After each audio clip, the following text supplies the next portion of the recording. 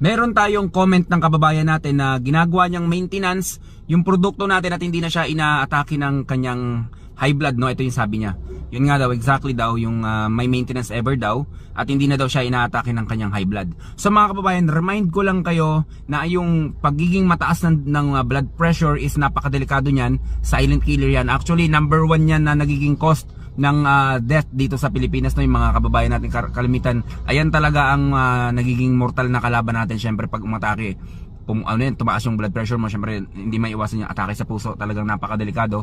So sa tulong ng Acid Guard, sa tulong ng Lunas, yung iba pang kababayan natin na nagme-maintenance, tinitigil na nila maintenance sila at ang ginagawa na lang nila, umiinom na lang sila ng Acid Guard at kumukonsumo na lang sila ng Lunas. So ganito mga kababayan, hindi pa maapektuhan ang inyong liver, ang inyong kidney. Safe ito dahil syempre organic to, wala itong halong kahit gatuldok na chemical, talagang pure organic, pure herbal. Yun lang mga kababayan, stay healthy. Ako si Chance at ako magsasakang gala.